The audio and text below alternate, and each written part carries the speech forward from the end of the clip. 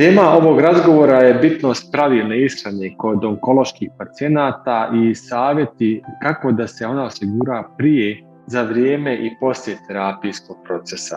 Razgovaramo sa doktoricom Indirom Omeragić, specijalistom radijacijske onkologije na UKC Tuzla. Doktorice, da li ishrana može utjecati na terapiju kod onkoloških pacijenata? Naravno, ishrana je jedan od osnovnih preduslova, pravilna ishrana osnovnih preduslova za uopšte onkološki tretman. Većina naših onkoloških pacijenata se dijagnosticira sa malignom bolesti, znači sa lokalno uznapredovalom i metastatskom bolesti, tako da ti pacijenti već imaju izraženo sindrom malnutricije.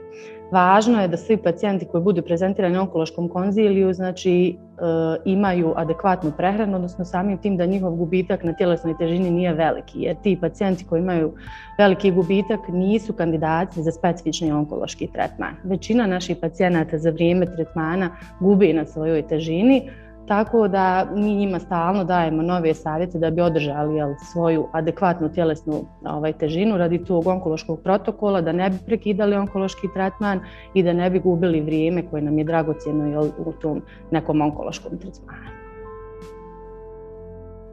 Koje su opšte preporuke kada je u pitanju način ishrane onkoloških pacijenata?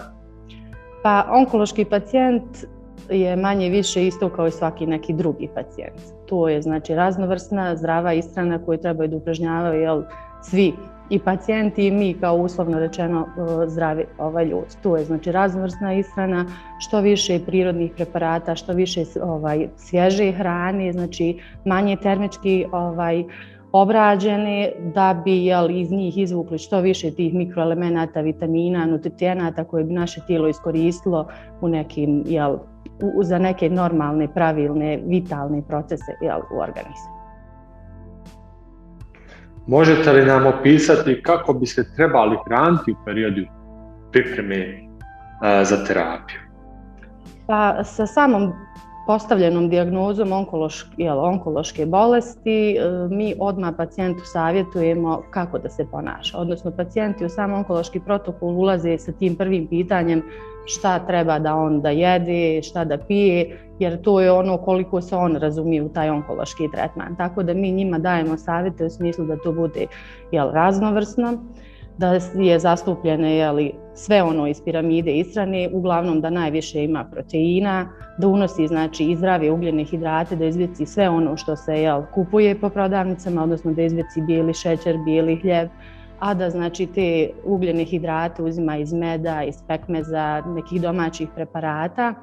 Važno je da im naglasimo da pacijenti ne uzimaju više, iako to vjerovatno vole, suhomesnate proizvode, konzerviranu hranu, izrazito prženu hranu, hranu sa roštilja, jer nam to sa sobom nosi dosta slobodnih radikala koja se već stvaraju u tijelu kod onkoloških pacijenata koji primaju brojne citostatske protokole, pa nam prave višak tog otpadnog materijala koji im smetaju u opštem funkcionisanju i održavanju kvaliteta života kod pacijenata.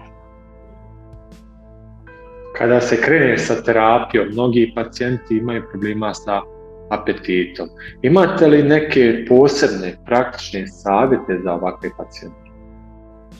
Pa, naši pacijenti već sa izraženim paraneoplašnim sindromom koji nosi onkološka bolest sa sobom imaju već problem, nemaju nekog apetita, hrane već ima neki drugi miris, okus, to im već otežava svakodnevno funkcionisanje u smislu da imaju jedan zdrav obrok, a da budu oni samim tim zadovoljni. Tako da mi pacijentima savjetujemo da i hrana u toku onkološkog tretmana je u stvari sam lijek, jer mora se uzimati energija da bi tijelo funkcionisalo. Pacijent se mora dosta hidrirati. Mi njima obično preporučujemo da to budu obroci u manjim količinama, lako stvarljiva hrana i da ne pretjeruju jer ni u čemu.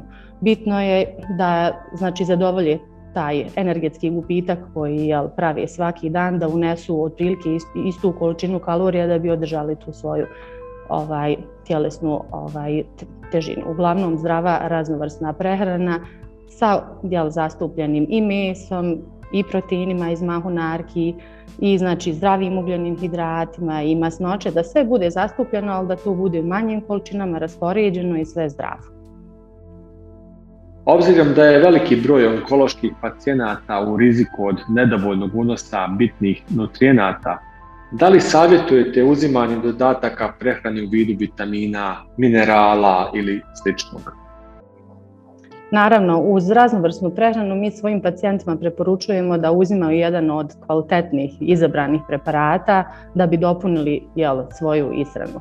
U toj ishrani koju oni koriste uvijek je nedovoljno znači tih mikroelemenata, nutrijenata, vitamina, tako da bi ja preporučila da to bude MBL imunoformula koja je sasvim dostatna da uz raznovrsnu prehranu dopuni onaj dio koji pacijentima hvali.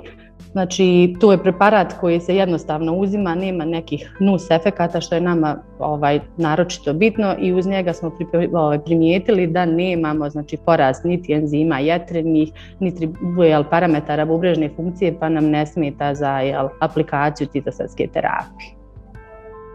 Imate li možda još savjeta za pacijente koji su oboljeli ili su izliječeni od nekog tumora?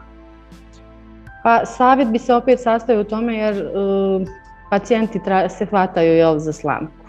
Onda umjesto jednog preparata koji uzimaju kao dodatak svojoj ishrani koriste mnoštvo tih preparata koji nisu prvenstveno purificirani, provjereni, na tržištu imamo svašta, tako da mi njima obično savjetujemo da to bude jedan kvalitetan proizvod koji će koristiti neka 2 mjeseca do 3, a onda 1 mjesec pauze. Što bi rekli detoksikacija od samog vitaminskog preparata. Što više tekućine na usta, da se izbjegavaju znači, ti dodatni preparati u većoj količini iz cilja da nam ne bi skakali parametri jetrene funkcije, parametri bubrežne funkcije, jer onda ne možemo znači, radi tih nosača, konzervanasa, stabilizatora koje se nalaze u tim dodacima, ne možemo ordinirati svoju specifičnu onkološku terapiju, pa nam tu pravi veliki problem.